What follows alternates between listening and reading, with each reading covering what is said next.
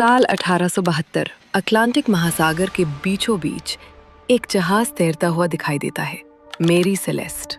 दूर से देखने में सब सामान्य था, लेकिन एक चीज बेहद अजीब, जहाज पर कोई भी इंसान नहीं था।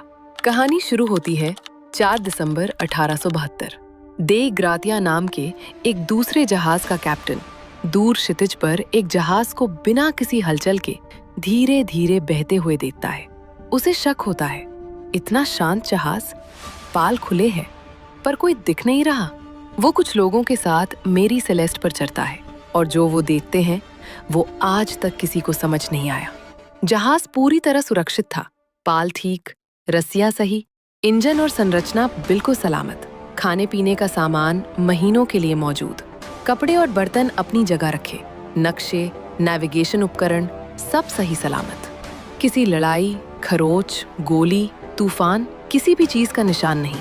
लेकिन क्रू के 10 लोग, कैप्टन बेंजामिन ब्रिग्स, उनकी पत्नी और उनकी छोटी बच्ची, सब गायब, जैसे वे अचानक हवा में गायब हो गए हों।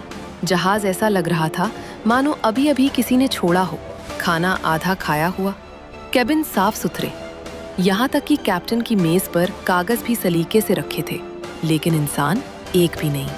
सबसे बड़ा रहस्य, जहाज से लोगों के जाने का कोई भी सबूत नहीं मिला।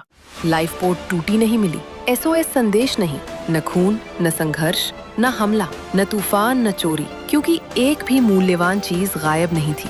समुद्र शांत था, जहाज सुरक्षित था, पर लोग नदारद। फिर क्या हुआ था उस दिन?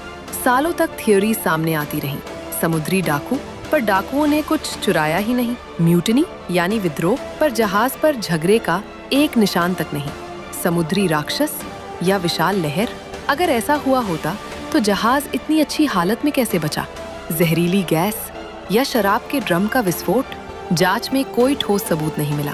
कुछ लोगों ने कहा शायद कोई अलौकिक चीज हुई, पर इसका भी कोई प्रमाण नहीं। आज तक मेरी सेलेस्ट इतिहास का सबसे बड़ा समुद्री रहस्य बना हुआ है। एक जहाज जो पूरी तरह ठीक मिला, लेकिन उसका पूरा क्रू बिना किसी सुराग के गायब, मानो वो लोग कभी इस दुनिया में थे ही नहीं।